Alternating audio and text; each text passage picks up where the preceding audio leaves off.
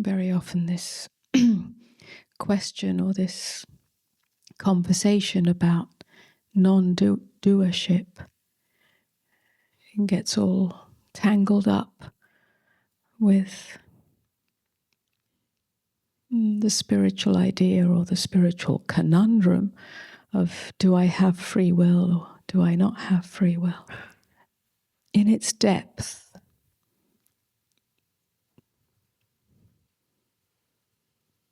the question of free will or no free will collapses. It's the same as having no center. If I have no center, do I exist? Is there still an individuated experience?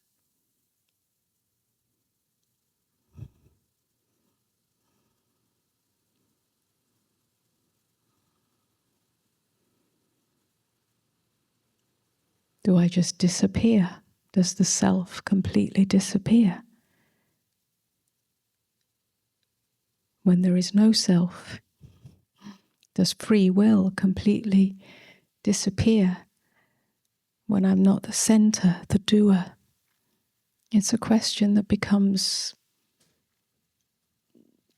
meaningless or nonsense at that point.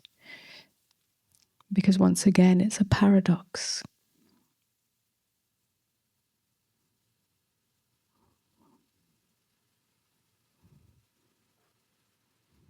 That which is being done through you, the life that is being done through you, the breath that is breathing through you,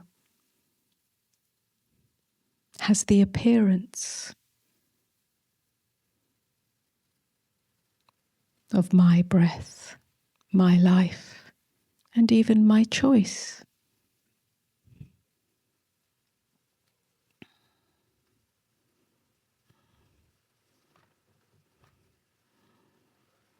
But we haven't taken ownership of that. Even when choice appears in you, you chose to come here.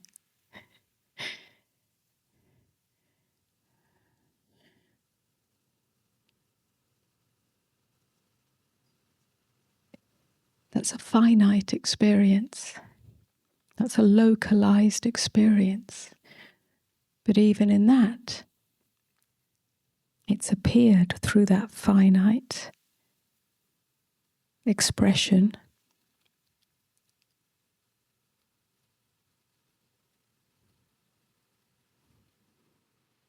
But it is the one life, the one being that has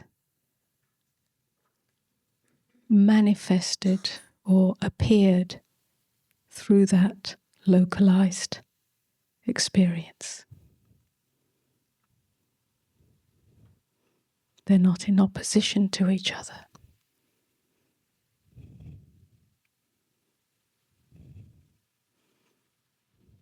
So very often the question is that, am I making the right choice? Am I doing the right thing? And so on.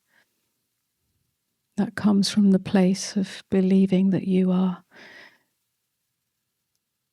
the center, the controller of your life, the doer of your life, and then life is out there doing lots of other things.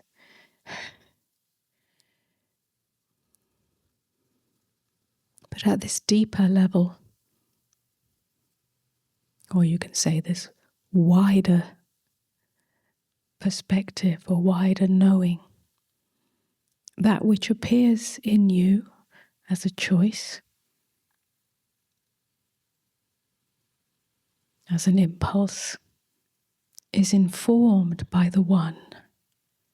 So to trust that.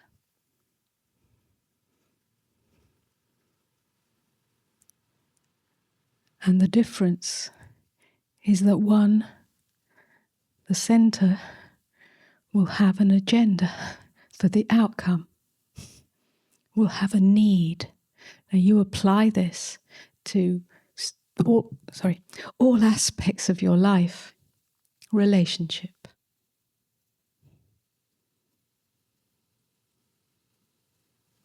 work, all decisions, all choices, all aspects of the human experience, if there is the need for something in return, if there is the agenda or the expectation of an outcome,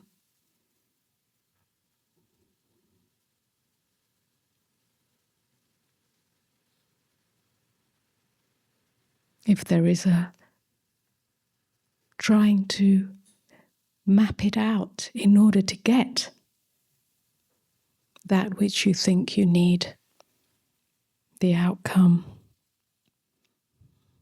whether it's an emotional outcome, the way I feel, or whether it's a more physical, material outcome.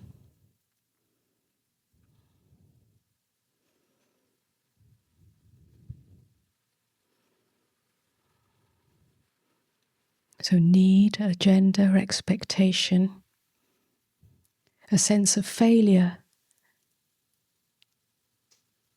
a sense of something wrong with me if it doesn't have that outcome or that need fulfilled. Yeah, I need that chocolate cake. Otherwise, you don't get it, and then you're feeling miserable or feeling like something's lacking or whatever. So need, agenda, expectation, shrinking back when you don't get that, becoming smaller than, feeling limited, feeling lacking, feeling miserable, feeling punished. And taking ownership of the outcome.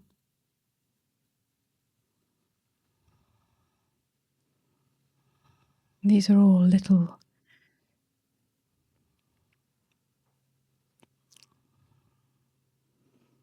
ghosts that appear, that reflect back that you're moving, operating from a tight center. So what would it be like? How would you live your life without a center? What would it look like? What would it feel like? You can just take a moment to contemplate this. Scan your life.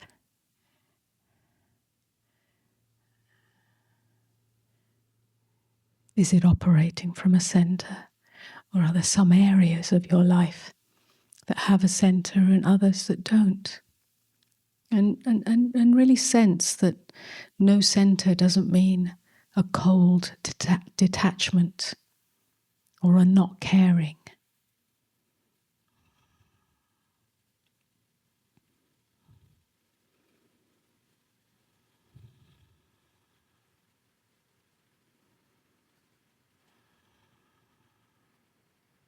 What would it be like if the whole of your life was one breath, God's breath, the breath of the infinite, breathing itself through you? If you're not standing in the way, standing in the center, claiming ownership of that, what would it be like?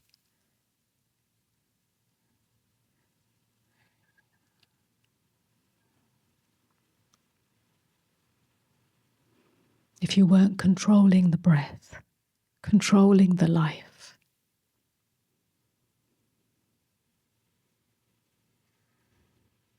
What if you were no longer longing for God, longing for home?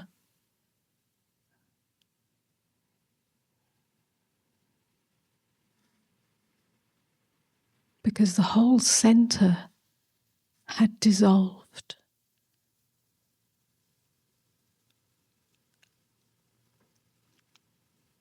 To reveal that you are already home.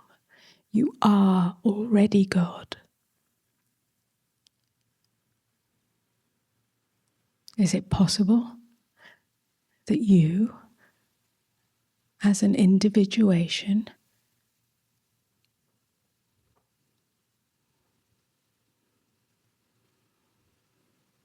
you as a finite experience between birth and death,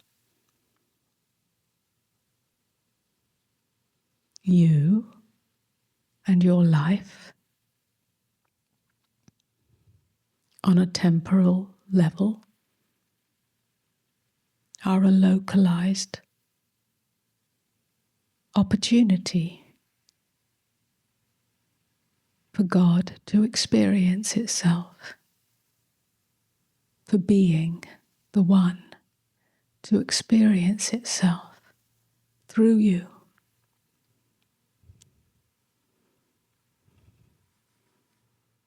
When you stand as the center,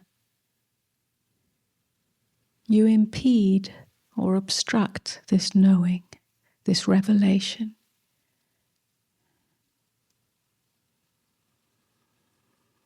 What would it be like to have no center?